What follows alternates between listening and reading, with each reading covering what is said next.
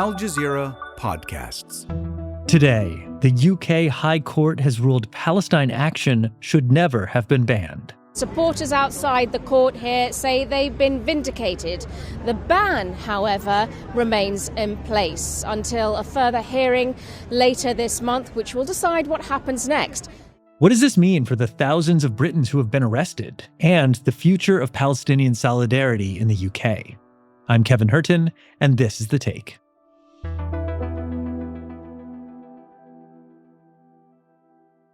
So this episode is one of those where you hear the story from one of its protagonists. That's what we'd love to offer you on the show, nothing less. So if you have any tips on who we should speak to next, don't hesitate to leave us a comment. We are always looking for new ideas.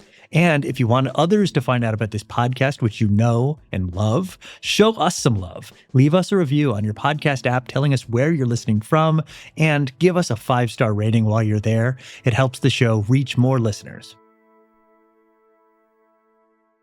My name is Huda Ammori. I'm a co-founder of Palestine Action, and you're capturing me from Britain. Well, so Huda, it is really great to have you on The Take today. And I know that you managed to get some rest over the weekend after what must have been a very, very intense Friday. I say this because on Friday, February 13th, the UK's top court ruled that the proscription of Palestine Action was unlawful. Smiles and jubilation for Palestine Action supporters gathered outside the Royal Courts of Justice as Dame Victoria Sharp delivered her decision. Now, what she said was that although Palestine Action is a group that was engaged in criminality, that does not mean that the government is right in proscribing it as a terrorist organisation. And right away, we saw celebrations break out outside of the courthouse.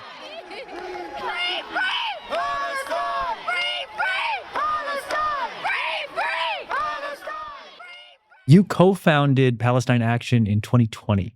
Palestine Action is a direct action network that seeks to disrupt arms companies accused of aiding Israel's military. Following October 7th, 2023, as Israel launched its genocidal war on Gaza, Palestine Action redoubled its efforts and really targeted Israel's largest arms company, Elbit Systems, and its presence in the UK. What many considered legitimate protests, the government labeled terrorism. In July 2025, Palestine Action was proscribed a terrorist group. Now, you didn't accept that decision. You took the government to court and you won, for now. So before we get to that ruling, tell me a little bit about these last 8 months. How did being labeled a terrorist change your life and the life of your members? So when we first heard that they were planning on labeling us a terrorist organization, it is extremely heavy and jarring when you first hear that. And suddenly everything, drastically changes. And there's a lot of uncertainty about how this is going to be enacted, how it's going to be enforced. Is suddenly overnight everyone going to be rounded up for being a member of a terrorist organization, facing years and years in prison? And that's not just the people taking direct action. It's the people who were involved in our support teams, the media side. So people who weren't necessarily taking those actions who would also be captured. So, there is an element of just not knowing what is going to happen. At the same time, because of the court case, there had been many delays, mainly down to the state deliberately delaying the court case. So you're just constantly in limbo. I would imagine there's a million downstream effects of this. You go into this sort of knowing what you're getting yourself into, but I bet it affected so many people around you in unexpected ways. Exactly. I mean, it wasn't just the people involved in Palestine Action, it's the family members of people in Palestine Action. Thankfully, I have a very supportive family, but it's them going, well, are they going to look at us now and say, well, we're terrorists? And them being harassed by media. And also, people who are very supportive groups, supportive media even, would then are uncertain of how they can, if they can speak to you, how they can talk about this.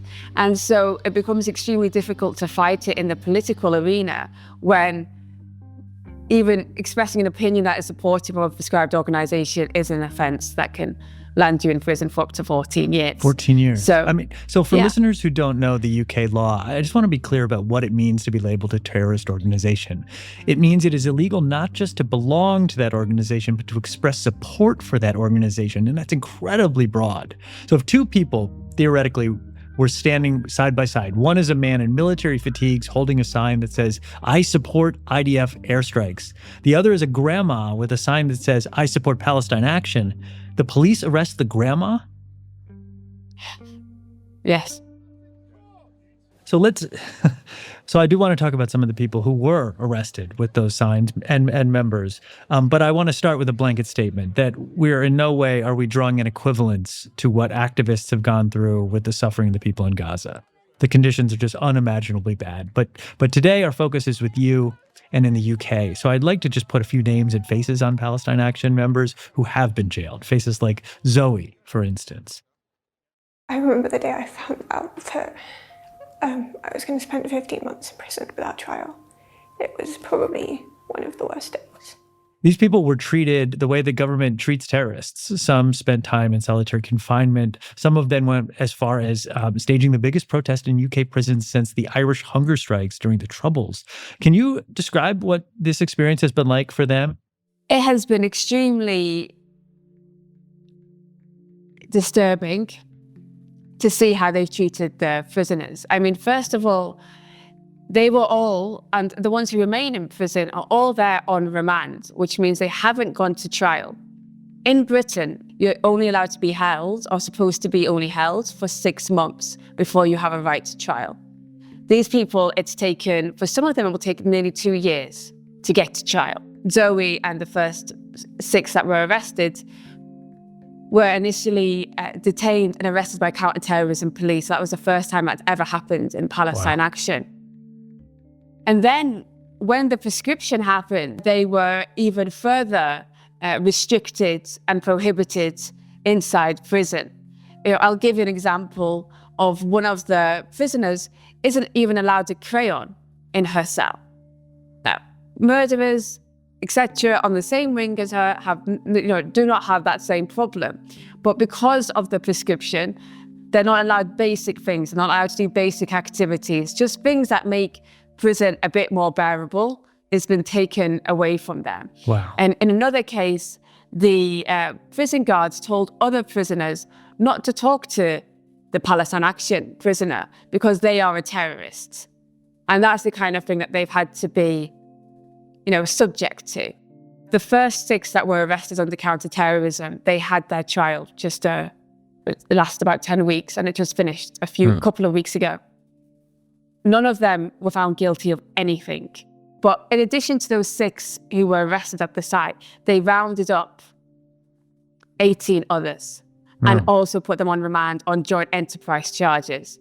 And they make up the Hirten 24. So the rest of that group are still in prison, but because of the verdict of the first 6, we are hopeful that as soon as next week, many of them should be getting bail, hopefully. Those verdicts, what did that tell you? So, I mean, this is the thing about, Palestine Action court cases. More times than not, when people are in front of a jury and they explain why they've taken action, they win. With this trial, they were heavily restricted in what they could say. The judge was not friendly to them at all, if not the opposite. But they still managed to say some things about why they did the action. And they also face very severe charges like aggravated burglary. And we know that when a jury member asked the judge, can we acquit them of criminal damage based on the fact that they acted to save lives in Palestine, paraphrasing, the judge said no, they couldn't use that as a defense. But still, the jury did not convict them. Wow, it's really striking. So let's talk about the ruling itself. Walk me through what happened Friday. How did it play out? Yeah, so because I'm the claimant, I actually got the ruling a few days before, but I couldn't tell anyone. Oh, wow. How's your poker face? It's challenging, but actually it's interesting because you feel the win, but it's when everyone else finds out that it really sinks in how huge this is. So On Friday, it was a kind of a formality where the judge comes in and hands down the judgment. And from that point on, it's completely open to the public, and people get to revel in this victory after, I think nearly, I've lost count, 7-8 months of being proscribed as a terrorist organization. It's now proven to be unlawful, which means that it was unlawful since they proscribed Palestine Action, which means every arrest they did was also unlawful. So it's a huge achievement, but also it just shows that, Britain arrested thousands of its own citizens illegally for what? So it is a historic ruling, but it's not a total vindication. The High Court ruling called Palestine Action an organization that promotes its political causes through criminality and encouragement of criminality. Now, it's not really disputed that your actions like occupations and property damage do break UK criminal laws. Yeah. Can you say more about exactly what you're protesting, the specific material support you think the UK government gives to Israel during this period? Yeah, so Palestine Action took direct action mainly against Elbit Systems, Israel's biggest weapons manufacturer, who had several sites across Britain. And when you disrupt one factory, because it's like this whole supply chain, you disrupt the supply chain. We'll have more with Huda after this break. Okay, so Huda, let's turn our focus to one of the main protagonists of this story. That's Home Secretary Shabana Mahmoud, who's the highest official in charge of security, counterterrorism, and crime. Now, we should say that Mahmoud wasn't the one who actually first prescribed Palestine Action. That was her predecessor, Yvette Cooper, and that Mahmoud has actually supported Palestine in the past.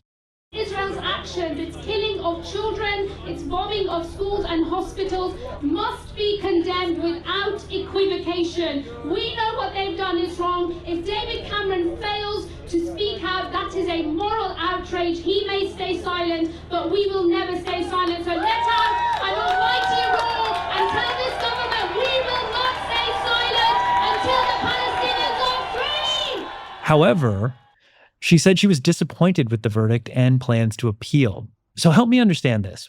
Why is this Labour government so adamant in fighting the judgment in the Court of Appeals? I think that they don't want to be proven wrong, and that they are extremely stubborn and cannot accept defeat. The High Court ruled it was unlawful. This was their off-ramp. And rather than take it, they decided to double down. And Shabana Mahmoud, although she wasn't the one to push through the prescription, she was there with the police overseeing what we now know are unlawful arrests. Yeah, I mean, there's still so much we don't know about what actually went into this decision. Even now, it seems it's almost more interesting than ever to find out what really happened. One justification for outlawing Palestine Action was based on an anonymous briefing by the Home Office about an investigation into whether you were receiving Iranian money. And now, even the government's independent terrorism advisor cast doubt on this, saying it was a nudge, nudge, wink, wink kind of thing. But that didn't stop this accusation from appearing all over the mainstream British press, originally in the Times and then later in the Telegraph, the Daily Mail, the Guardian, GB News. Can you talk a little bit about the media's role in shaping perception of Palestine Action? Yeah, I mean, they start just asking these questions to create a situation which was completely based on lies. And the other point to this as well is that they do not challenge or expose the true motivations or biases that certain politicians hold. And the people deserve to understand the truth. They deserve to understand what other motivations someone might have when they are saying these things and claiming to be independent. But the government is able to use the media to perpetuate whatever story they want. They can brief them and instantaneously it will be all over the news. And that's what we are having to battle with. Man, I'm starting to understand why there was this outpouring of emotion on behalf of you and your members and a lot of your supporters. So as things stand right now, is it still a criminal offense to be a member of or to support Palestine Action? What happens, and what are the key dates to be looking out for? Yeah, so we will know in the next week or so about a future hearing to discuss whether Palestine Action will stay prescribed during an appeal or will not. And we will be arguing that we should have the ban lifted even during an appeal. And then we're yet to find out when the appeal will take place. It's not actually formally been submitted yet by the state. Right. Okay. So as we wrap up, Huda, I recognize that the fight is not over for you, your group, and I know you are not supposed to be the focus here. But if you'll indulge me, how do you think history will remember this moment? How do you hope it will remember Palestine Action? I hope that in the near future, we can celebrate a free Palestine. And then I believe history will be accurately recorded.